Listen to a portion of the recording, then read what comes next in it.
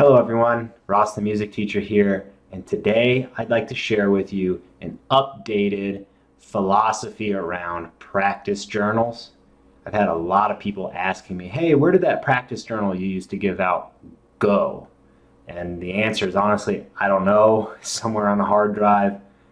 I actually don't really care because I've updated my philosophy when it comes to doing a practice journal and making sure it's something that helps you reach your goals. So today I'm going to show you how to set one up. And you don't actually need a template from me to set this one up. You just need a good notebook or a tablet. I like to use my tablet.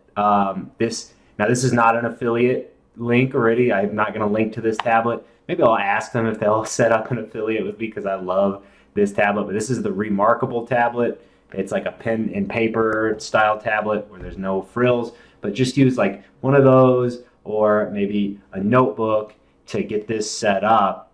Now I'm going to show you step by step how to go through setting this up, but I want you to keep in mind that this is not something that is set in stone. This is just a good template to get you started. You might change things here and there. That's just fine. Everybody's going to find kind of what works best for them. So follow my instructions.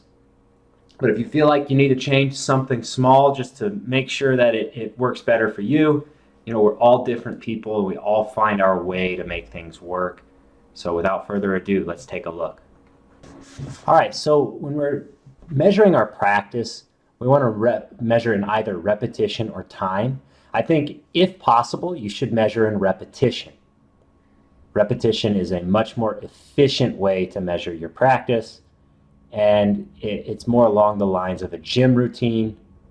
And time is something you should use just when it's really hard to measure with repetition. And just to give you an idea of what you would measure with what, repetition is best used to measure your exercises, your technical exercises, as well as bits and pieces of songs or pieces you're trying to learn. Time is better used for ear training, composition, score analysis, etc., etc. I am a huge fan of starting with repetition, and then if you just can't measure it with repetition, then measure it with time. If you measure with repetition, then you are going to maximize the efficiency that you have inside of your practice time, which is really important because it's nice to get better with less time invested, and that only happens with a very, very, very sharp practice routine. So let's take a look here. Now, this is just a rough example. This is going to change based off of who you are. But this is what a one-day log would look like. So let's say we're trying to work on our technique quite a bit. Well, if we're trying to work on our technique quite a bit, then we might want to do 50 reps. Now, usually I would have more than just 2 exercises here for 50 reps, but this is just an example. So we're only going to look at enough to get you guys going. The K-book number 1, and I have in brackets 10. I would do 10 reps on that. And Carcassi 120 number 30, do the rest of the reps on that. Of course, that's too many reps for both exercises, likely. I would probably do 5 on each, but this is just an example. So K-book is Kithar Logos, if you do not know, written by Ricardo Isnaola, one of the greatest technique books I've seen. And Carcassi 120 are just 120 finger picking patterns that go between C and G7. And if you have any interest in finger picking, you should get your hands on both of those books. So I would use an abacus to measure my repetition. So I would put my Carcassi or K-book on the stand. I'd say, okay, I did it once. I did it twice. And I would literally use this to measure and then move on to the next exercise when needed. That's a really efficient way to do things. I do not recommend keeping track of repetition just inside of your head. You either need to have an abacus or a stack of pennies or make tick marks on your page, but you really do need to take your hand away from your guitar between tries and track the repetition. Treat it like a gym routine, because quite frankly, that's kind of what it is. It's a gym routine for guitar.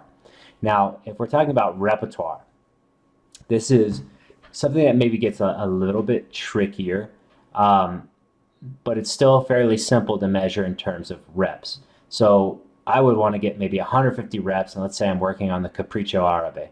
Now, if I'm going down that route, I'm not going to play that entire song 150 times. I'm going to play little sections of that song until it all adds up to 150 reps. So let's say I'm just starting to learn the piece. I might do the first measure 10 times and then do the first 2 measures 10 times. Or even I might do the first half of a measure 10 times, then the first measure 10 times, and then the first measure and a half 10 times, and just add on a little bit at a time. Or let's say I'm maybe halfway through learning the piece. I might start halfway through, get some reps on some new stuff, maybe measure 35, half of it, and then the whole measure 35, and then measure 35 and half of measure 36, and so forth. And then when I get enough reps of the new stuff, I might go back to the beginning and get some reps, like maybe the first 4 measures I'll do a few times, and then the first 8 measures I'll do a few times. And you want to make sure that there's just a good deal of overlap. 150 reps is a pretty good amount for one practice session. If you get 150 reps on anything, you are guaranteed to know that you're getting better at it. Now, what would we want to track in terms of time? That would be more like listening to music, which is an important part of practice, and I recommend you read the scores while you listen to things. You might want to do 30 minutes of that. Or if you're trying to compose, which is something that I've been getting into, you might want to measure an hour and a half of time to compose. Those two activities are rather tough to actually measure with repetition. So, I don't think that you should measure it with repetition. You should just put on a timer and reach the end of the timer and then put it down when you're done. And one of the most important things is to track your thoughts here when you're done. You need to track your thoughts and then read them the next day before you start your next practice session. This is really important. Now, this is a rough template for you to follow. You, again, are going to need to find your own technique for practice. There is no one-size-fits-all. I've spent a lot of time trying to find a one-size-fits-all, and quite frankly, I've come to the realization there just isn't one. So start here. Start to list out the exercises you're going to do. If you did it on Monday that you don't need to do on Tuesday, you might want to do certain exercises Monday, Wednesday, Friday, and then other exercises Tuesday, Thursday, Saturday. Try to practice 5 to 6 days a week and write your thoughts in, and make sure that these exercises or whatever you're practicing in terms of time, make sure that they line up with your long-term goals. All right, everybody, enjoy this video. The next one I'm going to be doing a guitar etude that I composed myself. I'm hoping to do a lot of composition and releasing pieces that I've written and showing you guys how to play the ones that I've written here in the future. So keep an eye out for that. But until then, happy practice and get to journaling.